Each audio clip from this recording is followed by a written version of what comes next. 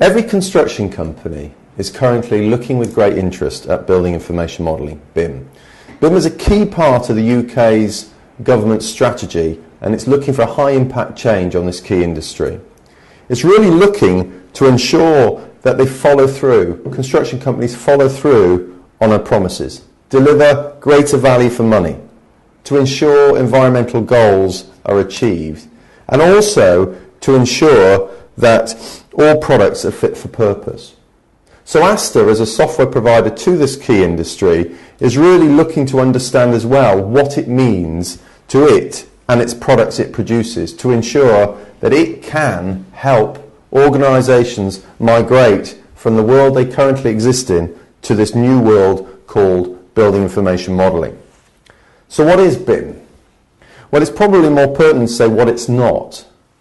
It's not the thing that's going to solve everything in the construction industry. It's also not a product. I'd love it to be a product. I'd love it to be a shrink wrap product that we can provide, but it's not. It's a process. Recently, we were dealing with one of our construction customers, and it was brought home to us quite quickly when somebody actually said, well, 4D's BIM, isn't it? No, it's not. It's partly 4D's involved, which we'll talk about as we go through this presentation, but BIM's much more than that. As I said, it's a process. It's a process to really allow effective communication between the different companies involved, different organisations and people involved in the complete life cycle. But it's important to remember it's nothing new. It's new to the construction industry, but it's not new. It's something that's existed in the automotive, the aerospace and the software industry. It's been out there. It makes logical sense. So what's the aim? Well, the aim really is to ensure that we drive efficiency and, and have organisations working effectively right throughout the life cycle. But the government aren't doing it for altruistic reasons. They're doing it to drive efficiency. They're doing it to look for a 20% improvement in efficiency, and therefore looking for the corresponding reduction in costs going forward. So is it a fad? Is it going to go away? I've been to many, many working groups and many events where there are views that it will, oh come on, it's just the latest thing, the thing that will disappear. But will it survive? Well, I'd like to reference something that's probably more pertinent to the software industry, but it's probably relevant in this sense to understand why it will or why it won't survive. And it's something called crossing the chasm. Crossing the chasm is something that was introduced by a gentleman called Geoffrey Moore in a book called Crossing the Chasm, where he worked closely with Documentum, a software company. But what was interesting when you look at that was it's talking about any of us could have an idea. We could have an idea and find somebody who likes it. Technology, an innovator. They'll take the risk, maybe an early adopter. But the key for success is getting to the early majority, to getting to the main mass and then the late majority.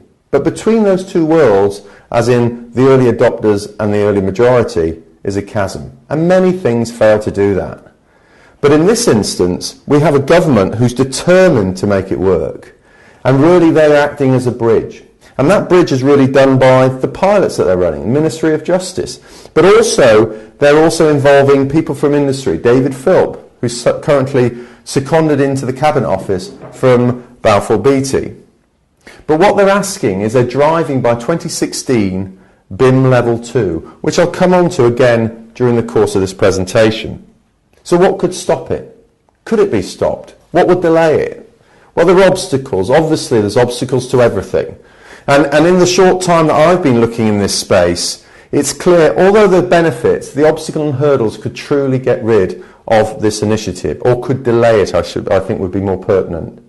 There's a perception, or is it reality, that the investment cost to move from one process that we're all comfortable with today to a new process, this BIM process, is not insignificant. You can't afford to do it. You know, we're talking about an economic climate at the moment that's quite severe. It's very fragile.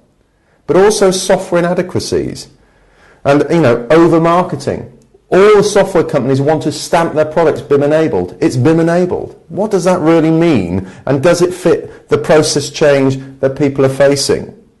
Also a lack of knowledge, a lack of understanding. That goes everywhere, right through, even to the government. This is new. But really, there are a lot of BIM consultants out there to hold people's hands to take them through. So those hurdles can start to be removed. The ownership of the model, which again, I'll talk about models in a few moments' time. There's wranglings about the intellectual property attached to those. So a major obstacle is this conservatism, the fear of change.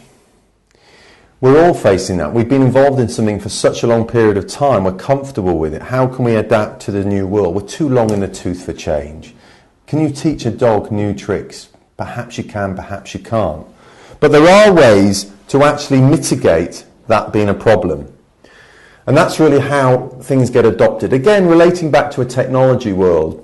And here we have a graph talking about technology hyper cycle after Gartner. But really what this is talking about is when we're introducing something new, there's initially a little bit of fear, trepidation. No one wants to make that change. And then there might be a peak of inflated expectation. And the key then is to deliver on that expectation. Because the longer it takes to deliver that, then you have what's called a trough of disillusionment. But the key thing is people migrate back to their old process. Now that is particularly for technology, but when you think about what's happening in the construction industry for BIM, it's relevant as well. Because it's easy to make these promises that this will deliver lots of things, but then people struggle and will migrate back to the world they're in. But the key thing to make something like this work is the commitment from the client and the management. And in this instance, the government are completely committed to pushing the BIM world into the construction industry. We'll also have people are already adopting the design phase. So people are comfortable that part of the life cycle, the initial design of a building is relevant. We're using 3D for that. But how do we migrate that down into the later parts of the life cycle? Can people adopt? Can new things be embraced? Well, I believe they can. And they are. When you think things that happen today that you wouldn't have believed would happen before, you know, technology such as people using iPad. But things can go a little bit too far. People can adapt too much. And so we have to be careful how far we go. So will BIM survive? And how are things? Well, surveys over the last 2 years show progression. It's quite small progression. A survey by the Royal Institutes of Architects, British Architects, has shown that 1,000 people were surveyed. In 2010, 40-odd%, which grew towards 50%, started to understand what BIM might be. So there are signs, but there's still blockages there on people adopting it. So therefore, why is there such resistance to change? Some resistance to change will simply be a small amount. I don't really want to do it. That little child, we've all been there, digging their heels in, but really you can pull them along. But we also have the much deeper resistance that people really don't want to move to this new world.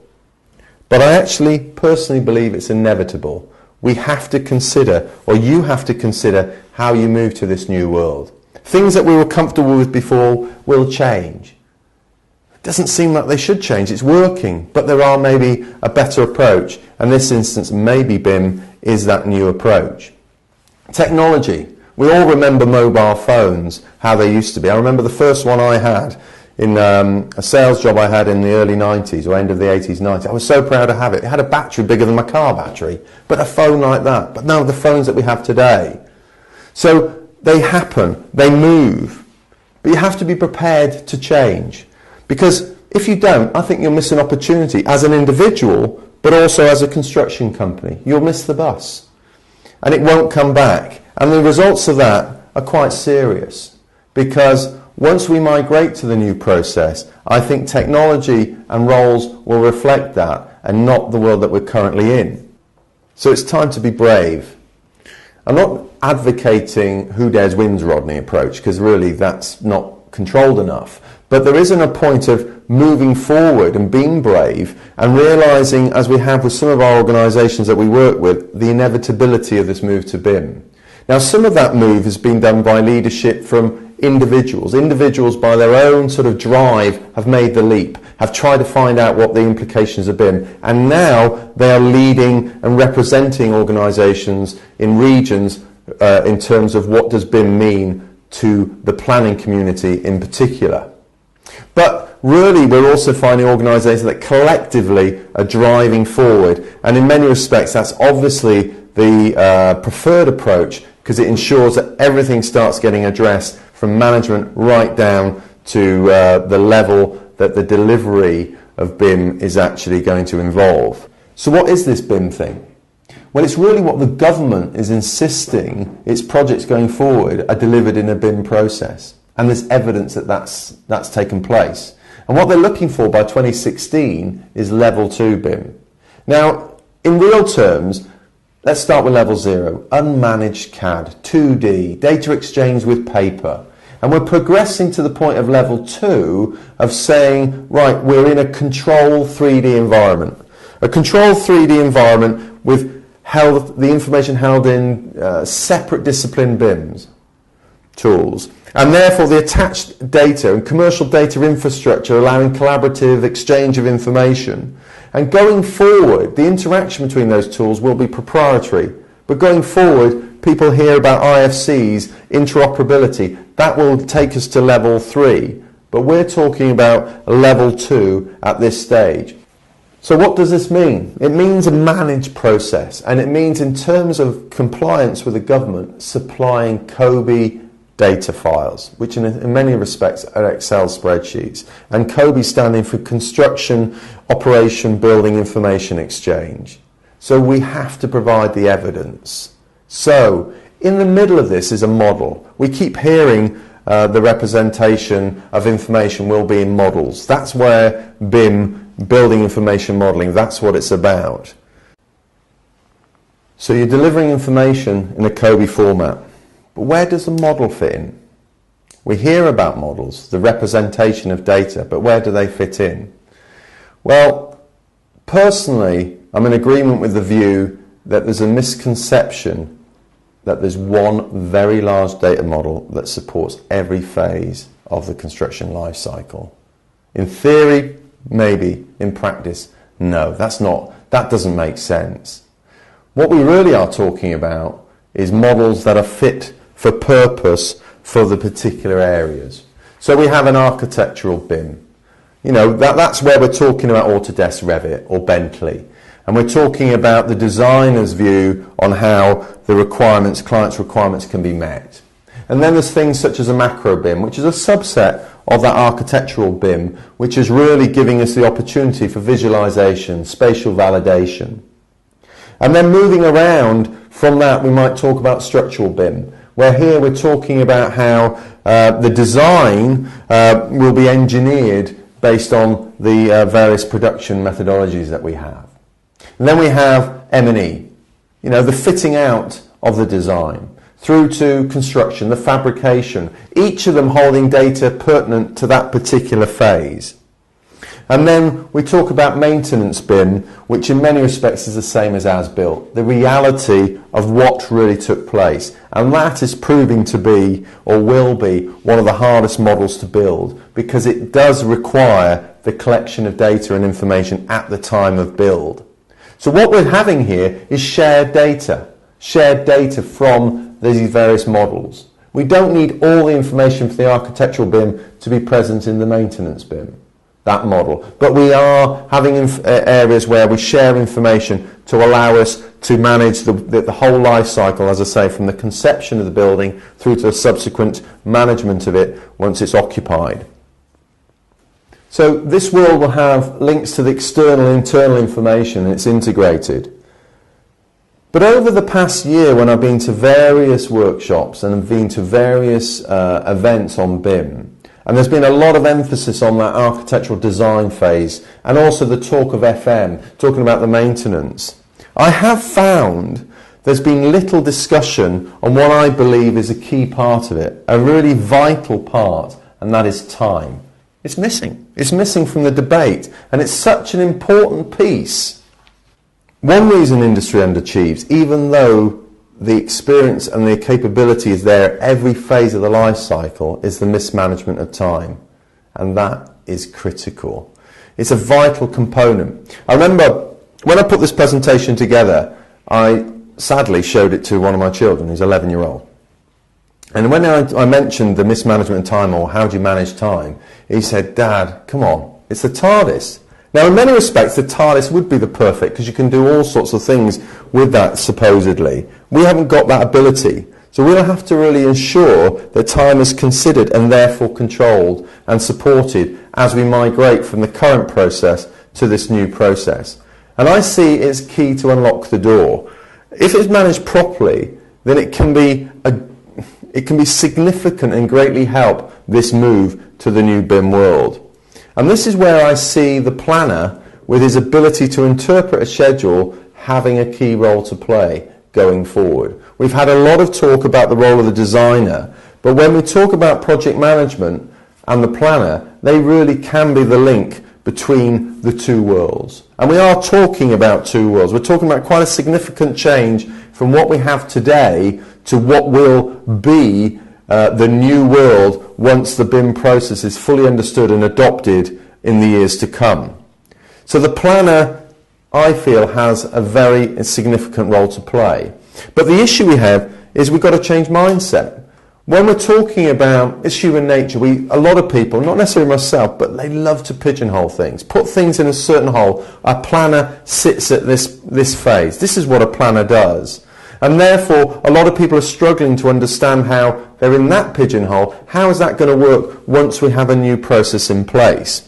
Because when we talk about pigeonhole, we also put people in boxes. We put a planner. We know where a planner is. They sit in this part of the life cycle. And even those people in that who try to break out, they struggle to break out. So in the workshops that I've been in or part of over the last year, there's been a very significant, palatable fear from the planning community, because they feel we're not needed anymore. That process won't be there. And I think people have to forget about the process or how they currently do it and start thinking about their skills, because once they understand where the skills apply, the relevant technology will also fit as we go forward. So it's really important, and it's a time for the project manager to really come out of that box, to actually break free, because they're essential. They're already tuned into critical path analysis. They're always into the whole point of time management and managing resources, and that's going to be so important to underpin the new world, whatever this new world ends up looking like. So time and project management I see as a foundation for this new world. So the building's gone, the current process is gone, we're building a new process, but at the foundation stone of it, we're going to talk about project management and the management of time, a key part to the successful migration to the new world. But we've got to think that project management at the moment is not fully utilised. We think we all understand it. We know where it fits in. We know what box it's in. It's the tip of this iceberg, I believe, in terms of the relevance of it to this new world. With visibility of it. We know where it fits in the life cycle. The design's finalised, passes over, and then the plan's produced and subsequently managed for the build of the project. But there's much more potential to planning and how it can be utilised in the new BIM world. Scheduling influences everything, the complete life cycle, whether it's initially as part of the design through to the sort of modelling and visualisation, the subsequent build, and then the FM management and the maintenance of it. So where will the planning or the planning aspect fit in? What aspects are they? Well, I think it'll be central. It'll be central to the whole process. It becomes integral to every stage of every tool. It might look a little bit different to how we currently view planning and the planning applications such as Aster Power Project, but it won't be just employed in one phase of the life cycle. We're looking at interoperability of tools, and so therefore the relevance of the skills of the planner from the design stage, on-time fabrication, right through to the planned maintenance schedules to ensure the building's future. It will be important to all of it. So what model does a planner need to understand? Well, in many respects, all of them. Initially, the architectural, the design aspect, through to the subsequent construction model. So it's potentially all models, but the obvious starting point is the link of bringing time into the design, into the 3D model for 4D, because it allows clash detection, it allows people to understand what's going on.